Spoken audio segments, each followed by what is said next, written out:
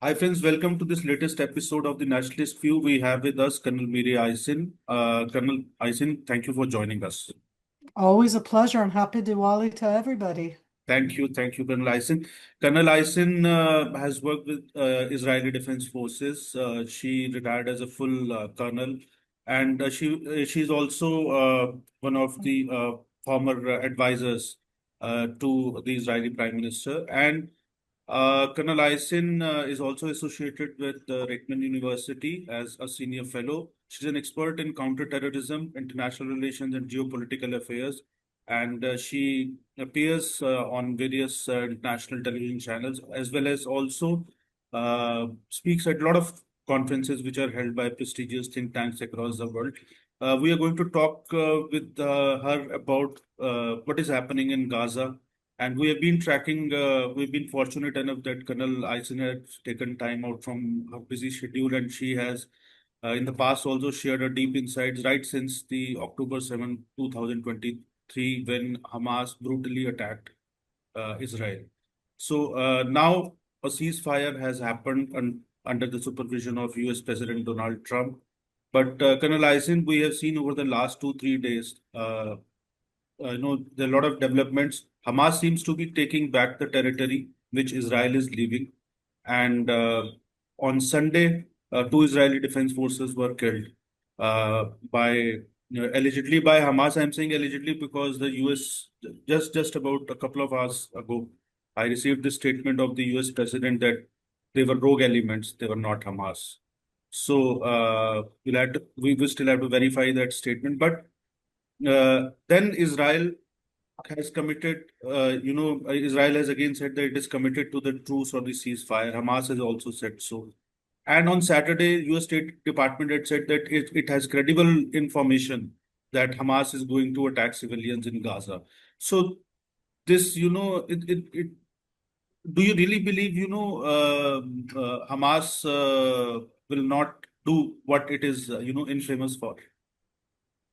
Hamas is a terror organization, and we need to distinguish between Hamas, that terror army that both started the campaign in attacking on October 7th and wants to prolong the campaign as much as they can. In that sense, that's why they built both the fortifications underground and using all of the urban areas, their positions, taking the 250 hostages. And I say that because here we are in a ceasefire, but they want to prolong the campaign. How do you prolong the campaign? You are a terror army. You're not a regular army. You're not a state actor. You have no responsibility. So you dress like you and me, Arun, in regular clothes. You're not dressed up as military. You fire at the Israeli Defense Forces positions, which are still inside the Gaza Strip. The ceasefire was not Israel leaves the Gaza Strip. No, the ceasefire was Hamas gives back the 20 live hostages and the additional, at this stage, 15 dead hostages. Israel redeploys in the Gaza Strip. And what's happened in the meantime is that Hamas gave back the live hostages and is not giving back the dead hostages. They're from the same attack. By the way, one of them was taken brutally by Hamas 11 years ago in 2014. People aren't aware that they have done this. This isn't a new modus operandi. And what they're trying to do in addition, Hamas, the terror army, not the Palestinians in the Gaza Strip, Hamas, the terror army in the Gaza Strip, are trying to try out what they can, which means that they're going to come in civilian clothes, come and approach you, me, or in that case, me, the IDF officer. What you're going to see are civilians.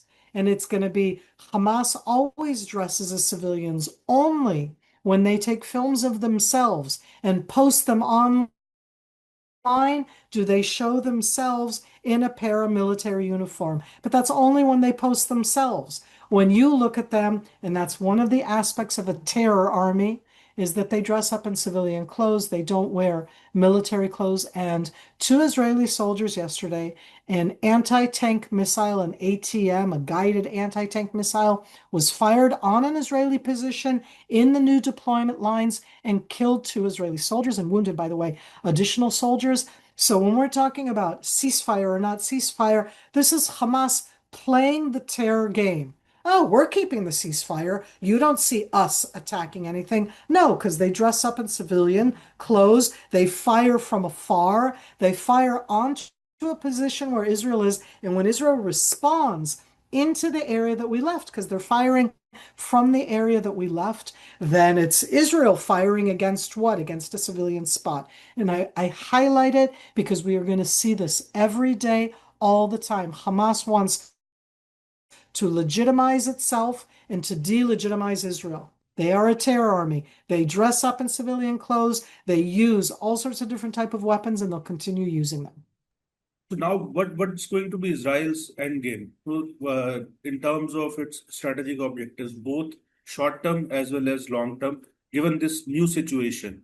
Because earlier we have seen it was clearly, dismantling of the terror infrastructure and getting all the hostages back. So now, partially, the alive hostages are back. Some of the dead bodies, they are yet to be handed over by Hamas. But now Hamas is back in Gaza. So, how do you look at the Israel's long term and short term objectives?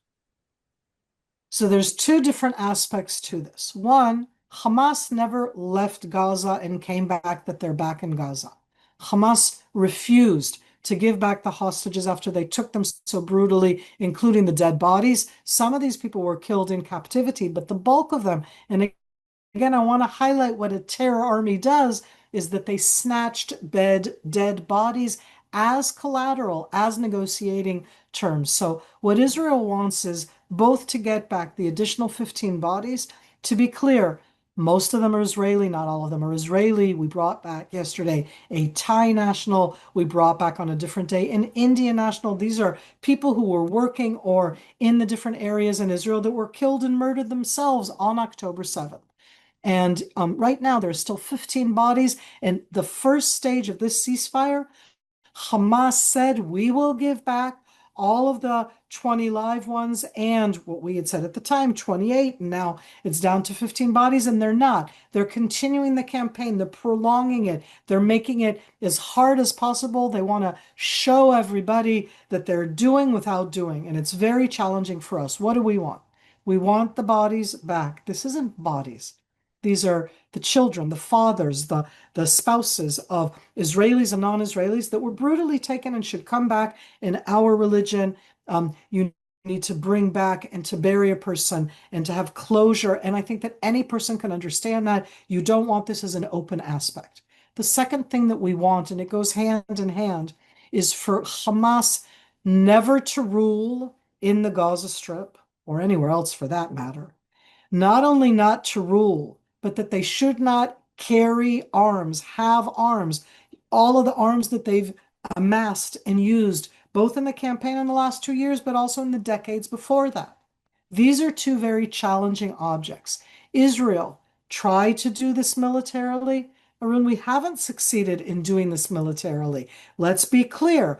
Why have we not succeeded in doing that militarily? Go back to my first answer. Because Hamas is in the civilian population. I'll even say they're part of the civilian population. They do not dress up as an army. They do not take responsibility. They do not enact war by the rules and laws of war. They are what we call a non-state actor, a terror army. They use civilian clothes and hide behind the civilians. And they want to prolong the campaign because their aim is to delegitimize us. So we want to disarm them, make sure that they don't rule the Gaza Strip, to allow and enable a different entity, a different leadership, different people, Palestinian and other Arabs, rule and run the Gaza Strip. That's what Israel wants. Will that happen? We're only at the first stage of the ceasefire. They haven't even given back the bodies. They're already trying to show in their own way, and what they're going to say is we're where we said we would be, but that's part of the game that they play, and it's a horrible game. And Israel at the end, within those ceasefire lines, yesterday both responded to that Hamas fighting and is trying to stop as much as possible. And then we stop because we all understand that when Israel uses its immense force, we do a lot of damage. Within that, we want to make sure that Hamas doesn't rule. try to disarm, not clear who will disarm them, and get back at this stage 15 bodies to be buried as they should be. If we look at the larger picture, Israel, is facing this threat of political Islam. And so if we look at, political Islam versus Arab nationalism, and Israel is surrounded now by an area where we see extreme radicalization, right from, Hezbollah to Hamas to Houthis, even in countries like, Turkey, Egypt. So, there's a lot of radicalization. Qatar, of course, is there. So, how do you look at this larger, threat, and what can be done? How Israel is going to face this challenge? What kind of allies it requires? One of the things that has happened in the 2 years since Hamas started their terror campaign against Israel has been clearing out lines and doing new and different alliances in the Middle East. And when I say alliances, people think of it in a positive way. Alliances at the end are those who come together. And what came together that we knew before 2023 was very much what we called the Shiite alliance, the Islamic regime of Iran that's Shiite, Iraq that has very large Shiite population, Syria that was under a Shiite Alawite dictatorship regime, and Hezbollah in Lebanon, Shiite. And I say that because when we look now into the future, what's come out, as you said, extreme Islam is the new version of Sunni Islam. Turkey is Sunni. I'll talk about Lebanon in a moment. The new regime in Syria is a Sunni Islamic regime. They're not portraying themselves as being Islamists. They're portraying themselves as being Syria on behalf of all Syrians. They've incorporated into that new regime Christians. They have spoken to Alawite Shiites, but they actually have not incorporated all of the different religions and ethnicities that exist in Syria. So it's very much focused on the Sunni, and the man who stands at the head of that, President Ashara, was the one who a decade ago, and that's not that long ago, was the head of Al-Qaeda in Syria. He has since renounced that, meaning he's openly stated that he's not with Al Qaeda. By the way, he has not said that he's against Al Qaeda. He's just said, I am for Syria. He hasn't said he's against the ideas of Al Qaeda, which are the extreme Sunni Islam. So when you take all of that picture right now, for Israel right now, Lebanon to the north, Hezbollah, Shiites are weakened.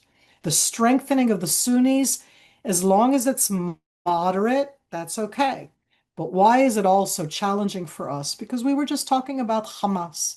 And most people are not aware that Hamas's full official name is the Palestine chapter of the Egyptian Muslim Brotherhood. Arun, in Egypt, Muslim Brotherhood is outlawed. In the Hashemite Kingdom of Jordan, that's Israel's southern border, and the Hashemite Kingdom of Jordan is Israel's eastern border. In Jordan, Muslim Brotherhood is outlawed. What is this new regime in Syria? Is it Muslim Brotherhood? Hamas is its own version of Muslim Brotherhood. And as you mentioned, also Turkey. Turkey, under President Erdogan, Erdogan's own party, is certainly, I would call it, a Turkish version of Muslim Brotherhood. So instead of having that Shiite instability crescent trying to change Middle East and Islam outside the world, the Islamic regime of Iran, the Syrian regime that supported it, Hezbollah that was the main actor, we're now getting a new kind of possible negative Islamist crescent. That Turkey is very much backing Syria, very much backing this new Syria, and I'm not against the new Syrian regime. I'm against the new Syrian regime being one that calls for the annihilation of Israel and of that Islamist version, which I think in India you're very aware of, that calls for everybody else to be Muslim, that goes out in a very jihadi way. That's why we call them, some of them, jihadi Islamists, because they go out to call a holy war. And these are real challenges where we've switched from that Shiite, very extreme version that was very bad. And I'm very glad that we decimated and destroyed it. That's good for the world. We haven't destroyed it. but that we decimated it.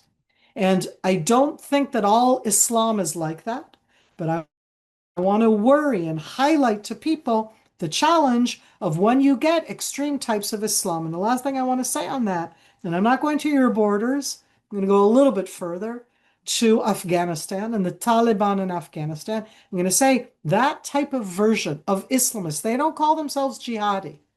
But I want you to look at that, and I'm saying within their definition of how they rule in political Islam, I, as a woman, would have no status. People who are not Muslim have a lesser status. It's a very harsh reality, and we need to have eyes open because I would not like to see Syria fall into that path, let alone Jordan or Egypt. As I say, Hamas represents a quite harsh example of that type of Islam.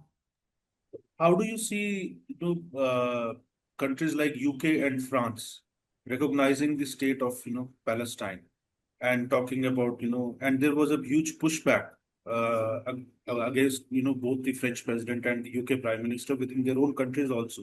I spoke to a number of intellectuals, men, many of them bracket them as, right of the center, but largely the centrists also. So they were extremely worried. So, and it for a normal person, for a layman, for a normal person in this part of the world, it appears to be an anomaly because the Western Bloc seems to be aligned with Israel, and yet these two countries are recognizing, and we have seen in European Union Parliament also how Israel, there has been criticism of Israel. And then we see the Western media also. In fact, I was reading this New York Times report on the Sunday attack on in which two IDF soldiers were killed, and they have written Palestinian fighters. They have not written, Hamas terrorists. So how do you explain this, anomaly and to our viewers? So I'm going to address this in two different aspects. The first I'm going to say is take note, all of the listeners, I always distinguish between Hamas, the terror army, which is made up out of Palestinians, but it's Hamas, the terror army, and Palestinians.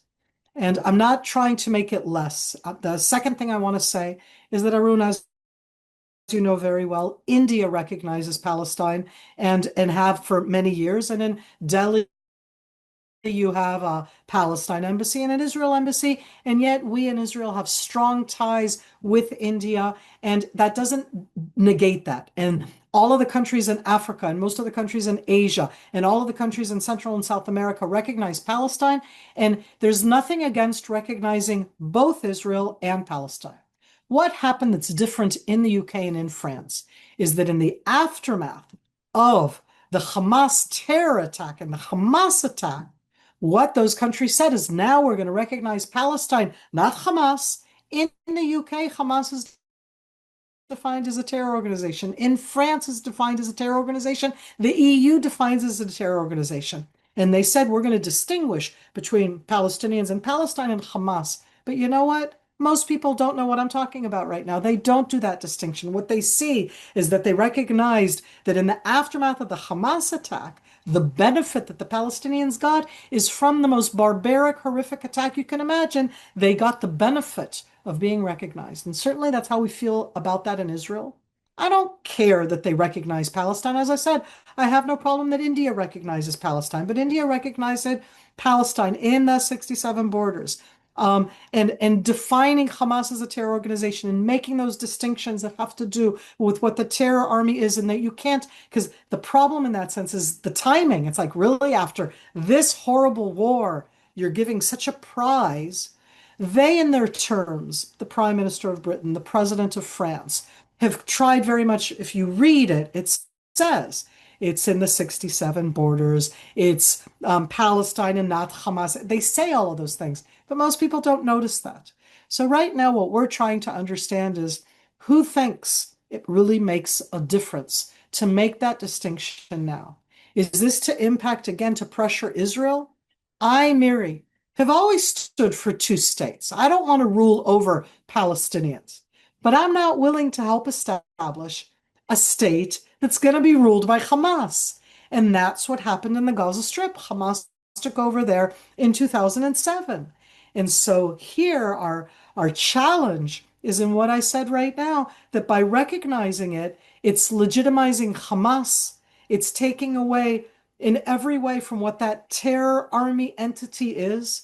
And it's putting the decision as if that Israel is the one preventing it, when all I'm trying to prevent is a country freely being established next to me, 10 kilometers away from where I'm sitting right now. And I'm in the heart of Israel in Tel Aviv, and I'm 10 kilometers from the West Bank. 10 kilometers, write that down. That's how far away. I don't know how far you go in India, 10 kilometers, you're still in the middle of Delhi.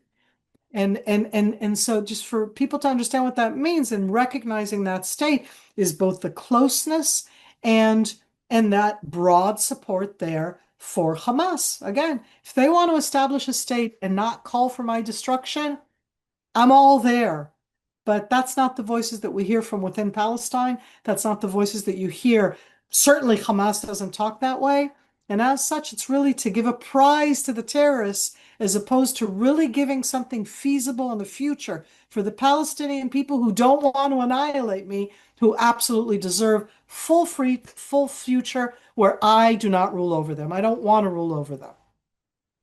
My last question, Colonel Ison. Do you think this ongoing truce is actually sustainable? I don't think there's an alternative, and that's why it's sustainable. Meaning, just like in the last 2 days, Hamas is going to try it out and make sure that you in India think that Israel is the bad guy and we're trying to attack and do all sorts of things. That's going to continue, but the truce is still on. And that has to do with the fact that we don't want to be in a war. We also don't want Hamas to annihilate us. But in between that, there's a lot of space. So it's not going to be a quiet time in the sense that because the war is not over, it's a ceasefire, not the end of the war. That doesn't mean the same things. And certainly it's not about peace. I think it's sustainable. I think it's constantly going to be challenged. Hamas is going to do that because they want you to legitimize Hamas and delegitimize Israel. And that's why it will continue. And we're going to and keep going because we need to rebuild our economy and we need to rebuild our society. And we still have tens of thousands of people whose homes were destroyed 2 years ago, and we haven't been able to do anything about that, not just down south near the Gaza Strip where Hamas attacked, but up north where Hezbollah attacked for a year. Nobody talks about that. So we have a lot of healing and rebuilding and reconstructing that we need to do as a society, let alone in the fact that we've become the most vilified country on earth. So we're going to sustain it. Okay, I don't see reasons that it'll be broken, but it won't be quiet. Thank you, Colonel Ison, for sharing such deep insights. It's always a pleasure and a privilege to listen to you, the way you dissect complex issues. And thank you so much. And we hope to host you back very soon. And Thank you so, so much. And again, happy Diwali, and that we should all have only happy and hopeful times to look forward to. thank you, Colonel Ison.